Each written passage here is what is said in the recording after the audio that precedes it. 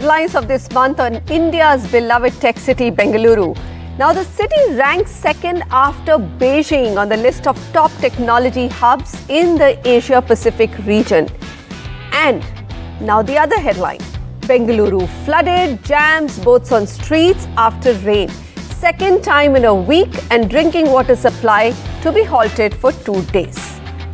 Now, how do we view these two headlines? Today on the Property Show, we focus on India's precious advantage, its tech talent, which is driving growth of tech cities. This has been highlighted by a Cushman Wakefield report. But we also have to ask some tough questions. How do we balance this growth with infrastructure and amenities that the citizens of the top 3 tech cities, Bengaluru, Chennai and Hyderabad, truly deserve? Anshul Jain, Managing Director, India and Southeast Asia, Cushman Wakefield, joins me for the discussion today. And we also have with us Juggy Marwaha, CEO of Prestige Office Ventures. So let's get down to it, Anshul. We would have done a pretty positive discussion today because it was such a delight to see Bengaluru, Chennai and Hyderabad rank amongst the top 14 or 16 cities in Asia Pacific. But this excitement has been short-lived, seeing the images of severe flooding. What do you have to say for this? I mean, we are really now glaring at a big civic problem.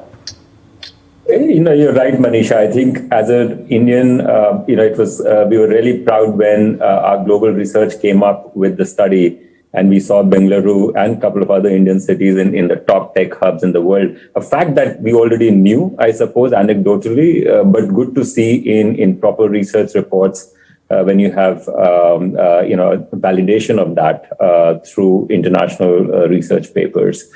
I think what's happening in Bangalore right now is pretty sad.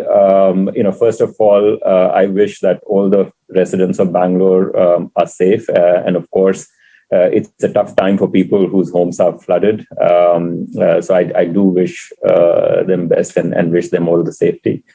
Look, there's really no answers. I think we've had flood situations in country for a while. I think we had the big flood in Mumbai and it basically woke the administration of Mumbai up at that stage. We then had floods a few years ago in Chennai and a lot of obviously both from a civic infrastructure perspective as well as building infrastructure perspective, a lot was done. What's sad is that the lessons have not been learned from other cities. Bengaluru has had its problem beyond just flooding from an infrastructure perspective for a while.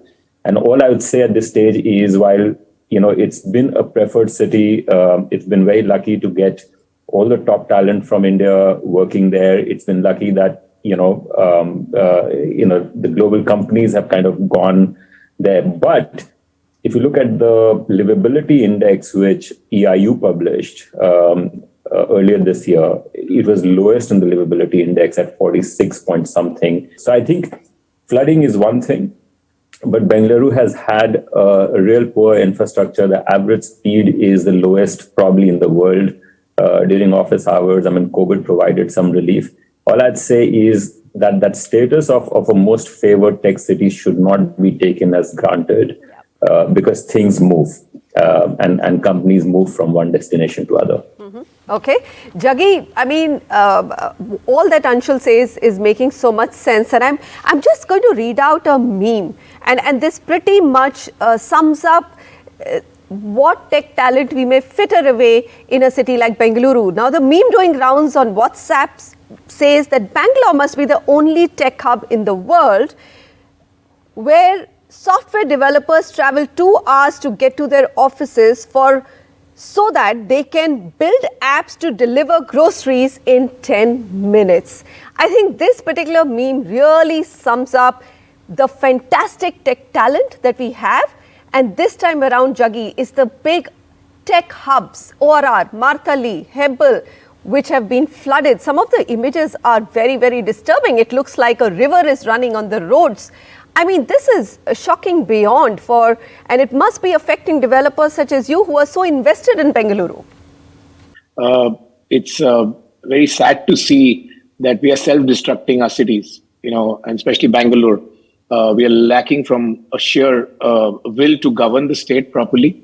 Last 4-5 years, we've been like scrambling for space in terms of traffic flow and all of that. But if you take a larger picture, I want to share some, a quick anecdotal numbers. India, from an office market perspective, is a 750 million square feet office market, top 7 cities. If you take Bangalore, of the 750 million, Bangalore is almost at 200 million. At 200 million, you're talking about almost 1.8 or 2 million IT workforce coming to work every day. If you take the 2 million people who are enrolled in jobs in Bangalore in the IT parks here, and you take that each of them have a family to live, who lives with them, who have moved from other cities, other parts of the world, you're talking about a mammoth population. And on top of that, you load the support staff. You're talking about 50% of the population depending on one industry, which is IT. Now, if you're going to cut the golden goose, if you're going to kill the golden goose, this manner, I think what Anshul said holds pretty good. Bangalore's loss will be many other cities' gain. You've highlighted a really important point. Let me come to the other cities a little bit later, Juggy. Anshul, every private sector has really supported Bangalore, right? And of course, there are bricks and brats even for developers saying that maybe they've not built correctly, and we will come to that a little bit later. But is this a very valid question that, if you don't get the Bengaluru story right, it is not going to hold 50% of India's office market position in very soon. And people will start moving to Chennai, which is doing a great job of desilting all its stormwater drains, and even move to Hyderabad, where, the government is just obsessed with infrastructure. There has been an ebb and flow over the last 5 years. It's not been significant, thankfully, for Bangalore at this point in time. But there has been a flow towards Hyderabad, towards Pune, towards Chennai, and the reasons are all in front, right? I mean, I think the legendary traffic congestions, just anybody coming in from airport, the time it takes to hit the city, and obviously the living conditions given freshwater supply, the issue around fires on the lake did not help. And I don't think much has been done to kind of solve that. And that's a 3-4 year old issue. Bangalore's, there's been little loss, I would say, to Bangalore, not much so far. I think people have been very patient. Companies have been very patient. Of course, Bangalore has had the momentum behind it of the talent being based there. And, it's kind of hard for people to move. But when, the back is against the wall, people do start moving. We've seen a bit of that in Gurgaon, where given the air pollution and the quality of pollution, people have, finally started to make decisions to kind of move out. New firms do not today go to Gurgaon easily, because one of the questions always we see from the new firms are, should we be locating our first office in Gurgaon, given the air pollution issues?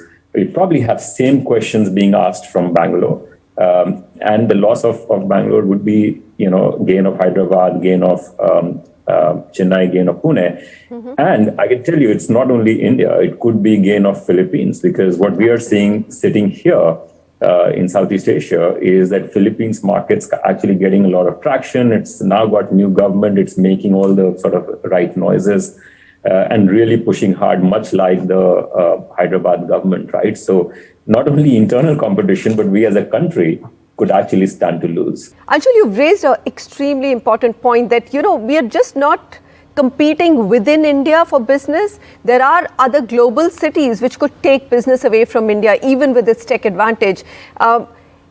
I'm just looking at Twitter, and again, I'm coming to it because that gives you the sense of what people's mood is. And Juggy, people are turning around and also saying that there's been a lot of irresponsible development across Bengaluru. Now, my question to you is, as developers, what are you doing to recognize this problem? What are you doing to help with this infrastructure crunch? One is to build projects and homes and offices, but the other is to recognize that there's just not enough infrastructure to support it. I think you need to go back to drawing board and figure out, what is, what does urban planning need? And urban planning anywhere in the world is a private public-private partnership is very important. And I think if you look at the larger infrastructure projects, take, for example, the metro, many developers came forward and said that, we will connect our parks and our buildings and our large mixed-use developments to the main metro line. We'll connect vestibules. We granted a huge capex for that same. The government has actually not implemented the metro in the last 10 to 12 years. Work has happened. Phase 1 is only 24, 25 kilometers. Phase 2, struggling with 30 kilometers. Whitefield pillars are up and ready. During COVID, they didn't even ramp up the pace of construction. They had such a good opportunity, no traffic, no snarls. But it's a will of the government that is, in a small example, Electronic City is in the core southernmost part. Because of no residential being there, it's always been not a very favorable destination. But if you look at how Electronic City has been developed thanks to the governance and the public and private partnership, there's no flooding, there's no traffic snarls. So one part of the area is absolutely fine. I think and you need a larger framework. But more than important anything, one point I like to make, we really need a CEO for Bangalore. We need a CEO for Bangalore who understands governance, who understands urban planning, and he should have a direct working responsibility with the large infrastructure projects reporting into that. I think they had something like this 5 or 10 years ago, but it kind of dwindled it with the politics and the larger compulsions of I think this is a great idea which has been raised again and again every time a city gets flooded. There are 2 points, Anshul, which are raised. One is that we don't have a mayor system or a CEO system, right? There's no one really responsible for a city. And the ruling party, which is in power, its voter base is not in the city. Its voter base is actually in rural Karnataka, in rural Tamil Nadu, and therefore the money or the capital invested in the large cities, the tax revenues are the highest, but the infrastructure and the money spent are the lowest. And this has to change. What's your opinion? So I don't know if I should call it advice, but to the government, because there are lots of very... you're joining us from Singapore. I'm sure it's one of the best planned cities. You have some good points to share with us. I'll tell you, if you look at London, I won't talk about Singapore at the moment, but Singapore, everybody knows about it, right? And there's no question about good governance and what good governance can actually create. It's a very different nature.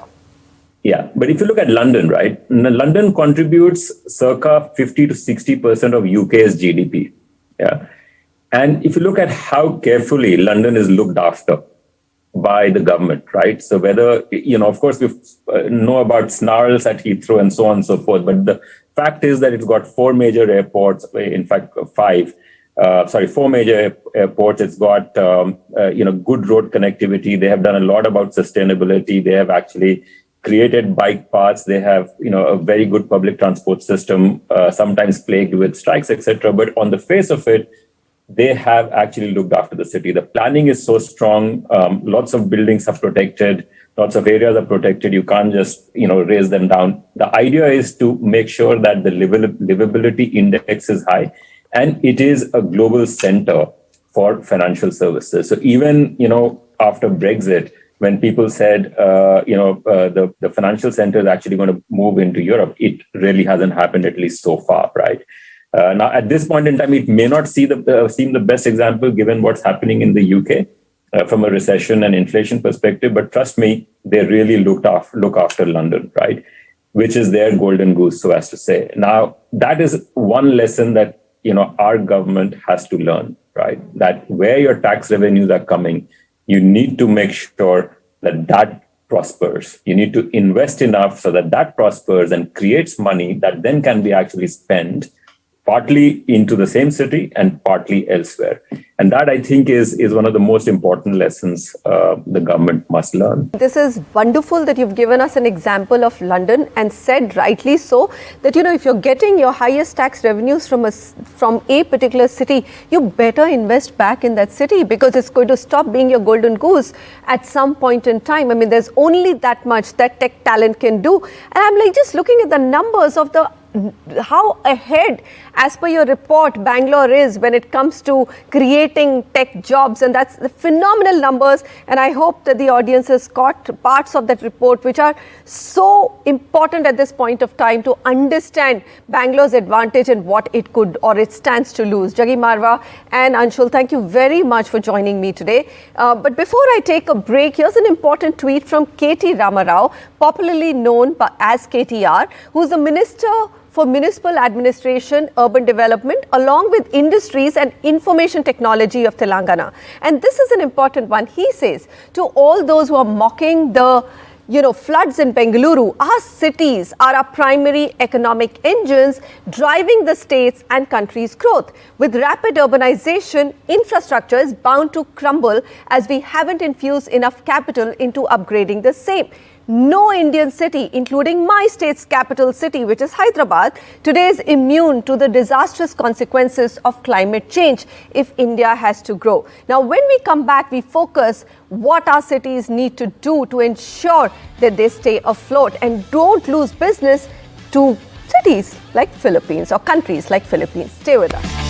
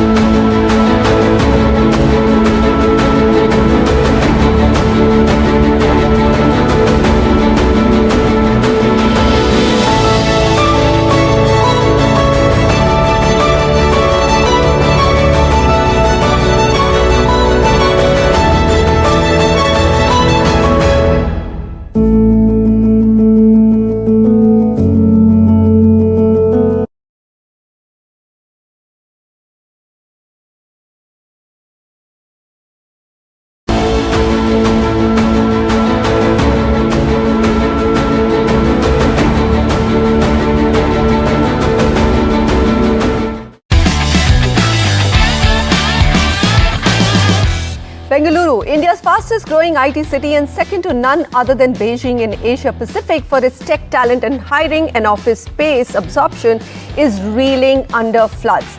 Now, the larger question is, how do we beef up our infrastructure of cities to keep pace with rapid growth? Because tech talent alone won't be enough after a point.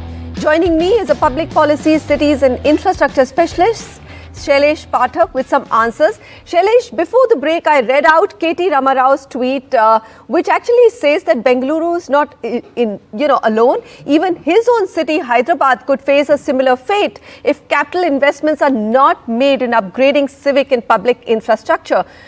What do you believe is fundamentally wrong that year after year, it could be Mumbai, it could be Chennai, it's now shifted to Bengaluru, are getting submerged with water? The easy answer, thank you, Manisha. The easy answer is the absence of Raj Kaluves in Bengaluru. And these are essentially state canals which carry storm water so that areas do not get flooded. But the larger point that you make is about what do we do with cities and how do we upgrade them to be globally competitive, not only nationally competitive. So how do we make cities and the future of cities one of the overriding priorities of our growth story over the Amrit Kal, the next 25 years?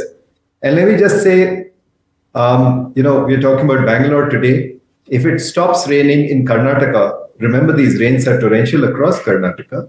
If it stops raining now, all the urban flooding will go away in less than 24 hours. Bengaluru had 262 lakes in 1960. Today, it has not even 10% of that number. How do we save the water bodies in our cities? How do we keep the canals linking those water bodies? How do we create the storm water drainage? The larger question is, how do Indian cities prepare for such kind of infrastructure deficiencies.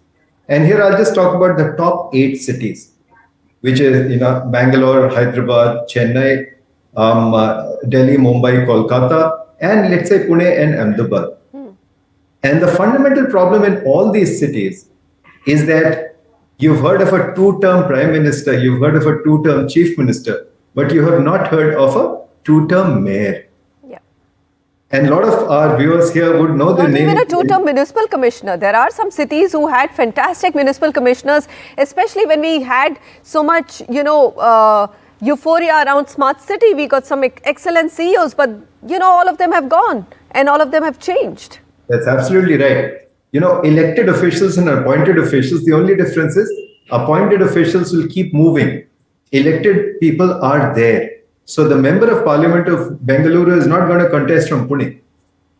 And therefore, what is the political ownership of a city? Is this something that you were discussing before the break? But that's a very, very critical part of what we should think about. And in Bengaluru particularly, the mayor changes every year. So 1 year. Is just the population a big problem, or the fact that, we've exploded in growth? Because even Beijing is very populated. A lot of people say, look, it's just too many people very, very quickly, and therefore the city is crumbling. So Tokyo is one of the largest population densities and one of the largest cities in the world.